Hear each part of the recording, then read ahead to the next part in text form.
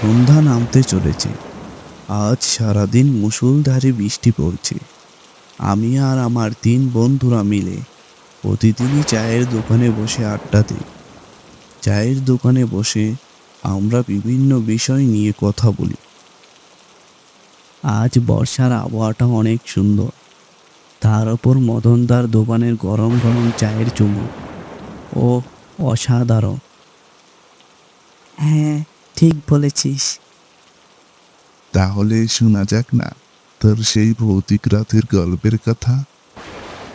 আরে না, থাক, ওইসব বিষয় নিয়ে কথা না বলাই ভালো। আরে বল না, এই বর্ষার রাতে ভৌতিক গল্প শুনতে খুব মন চাচ্ছে। ঠিক আছে, শোন, ভয় পাবি না তো?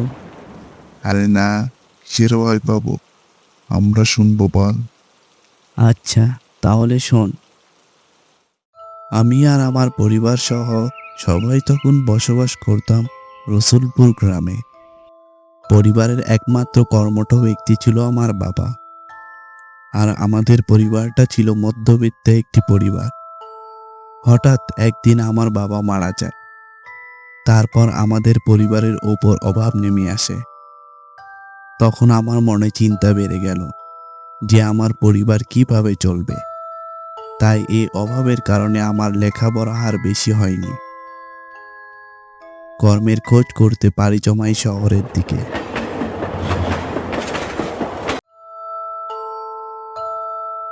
আমার বয়স তখন 21 বছর। রেলের চাকরি পেয়ে মেদিনীপুর আছি। তখন বৈশাখের শেষ। প্রচণ্ড গরমে হাঁসফাঁস করছি সকালে।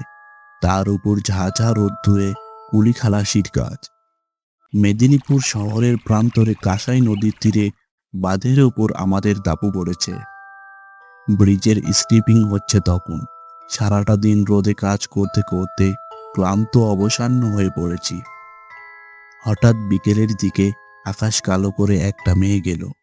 আমাদের সঙ্গে ছিল গুণধর্মের। বলল, ওরে বাবা, এই যে ঈশানে মেঘ, বৃষ্টি একটু হবেই। আমি বললাম, হোক না, হলেই তো বাঁচি। সারাটা দিন যা গেল, একটু যদি বৃষ্টি হয় তো স্বস্তি পাই। আমাদের সঙ্গে যারা কাজ করছিল কাজের শেষে তাদের অনেকেই যে যার বাড়িতে চলে গেল। রইল শুধু গুণধর ও কেষ্টদা। কেষ্টদা কার্পেন্টার। ব্রিজের কাজ তো।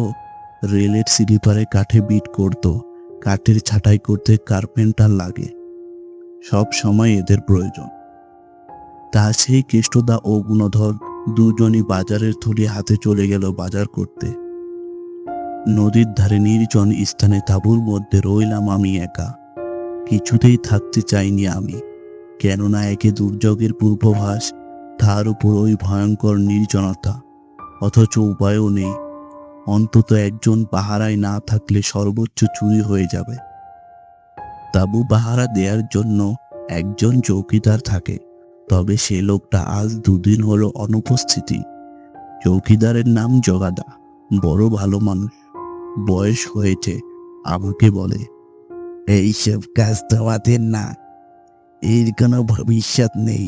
এই কাজ ছেড়ে কোনো অফিস টফিসে ঢুকে যেতে পারো, সেই ধান্দায় লাগো দেখি। জগাদা তো বলেই খালাস, কিন্তু অফিসের চাকরি আমাকে কে দেবে? তাই শুনে যাই জগাদার কথা, আর শত কষ্ট সহ্য করেও চাকরিটা বজায় রাখি। হাজার হলেও রেলের চাকরি তো। যাই হোক, সবাই চলে গেলে একা একা আমি মনমরা হয়ে বসে রইলাম। হঠাৎ আমার শরীরের উপর দিয়ে একটা ঠান্ডা স্রোত বয়ে গেল। বুঝলাম বৃষ্টি হচ্ছে কোথাও। চারিদিকে অন্ধকার হয়ে আসছে, তবুও কোনো রকম আলোটা জ্বালালাম। হঠাৎ ঝড় উঠল। প্রথমে গো গো করে একটা শব্দ, তারপরেই কড়কড় করে বজ্রপাত। আলোর চাবুক একটা দিক থেকে দিগন্তে ছিটকে গেল। আমার যেন ডাক ছিঁড়ে কান্না এলো তখন। সত্যি বলতেই এই ভয়ঙ্কর নির্জনে আমার তখন ভূতের ভয় করতে লাগলো খুব। যত রাগগুলো আমার গুণধর ও কেষ্টদার ওপর। আমাকে এভাবে একা রেখে ওদের চলে যাওয়াটা কি উচিত হলো? আসলে বাজার করতে যাওয়া ওদের ছিল অচিরা। ওরা গেল নেশা করতে, বাজার হয়তো করবে, কিন্তু আজ তা না করলেও কোনো ক্ষতি ছিল না। এখন আমি একা এখানে কি করি? এই নির্জনে ভূতের ভয়, সাপের ভয় সব কিছু পেয়ে বসেছে আমাকে। এই দুঃসময়ে মনে মনে ভগবানকে ডাকতে লাগলাম। এমনকি এও ঠিক করলাম, এই চাকরি আর নয়, কাল সকাল হলেই পালাবো। গার্ডেন রিচের কর্তাদের বলবো শালিমারে পোস্টিং দেন তো ভালো, না হলে ইস্তফা দেব। আমার এইসব চিন্তা ভাবনার মধ্যে দেখি টর্চ হাতে কে যেন একজন দ্রুত আমার দিকে ধেয়ে আসছে। শুধু আসছে নয়, আমার নাম ধরেও ডাকছে। আমি তাঁবু থেকে বেরিয়ে এসে দেখি জগাদা। জগাইদা রক্ত চক্ষুতে বললেন, শয়তান দুটো কোথায় রে? ওরা তো বাজারে গেছে। বাজারে গেছে? এই নির্জনে তোকে একা রেখে? তার উপর এই দুর্যোগ। আমি না থাকলে দেখি ওদের সাহস বেড়ে যায় খুব। কিন্তু জগাইদা, তুমি এই দুদিন কোথায় ছিলে? আর বলিস না ভাই, গিয়েছিলাম একটু মেয়ের বাড়ি, তা সে কি বিপদ। যাক সে কথা, আমি যখন এসে গেছি তখন আর কোনো তোর চিন্তা নেই। কিন্তু এখানে এক মুহূর্ত আর থাকিস না। কেন জগাইদা? এই অন্ধকারে যাব কোথায় আমি? চল তোকে আমার পরিচিত একজনের বাড়িতে রেখে আসি। এই পরিস্থিতিতে মাঠের মাঝখানে কি পড়ে থাকা যায়? তাছাড়া আকাশের যা অবস্থা, তাতে ঝড় এখনই উঠল বলে একটু পরে তাবু টাবু কোথায় থাকবে কে জানে। বলার সঙ্গে সঙ্গে দারুণ একটা ঘূর্ণিঝড় হঠাৎই ধুলোবালো উড়িয়ে চারদিকে ঘুরপাক খেতে লাগলো। তারপরেই দেখি বাঁধের ওপরে আমরা দুজন, কিন্তু তাবু উধাও। এরপর নামলো বৃষ্টি। জগাইদা ভিজে ভিজেই আমাকে নিয়ে এলেন এক গোয়ালার বাড়িতে।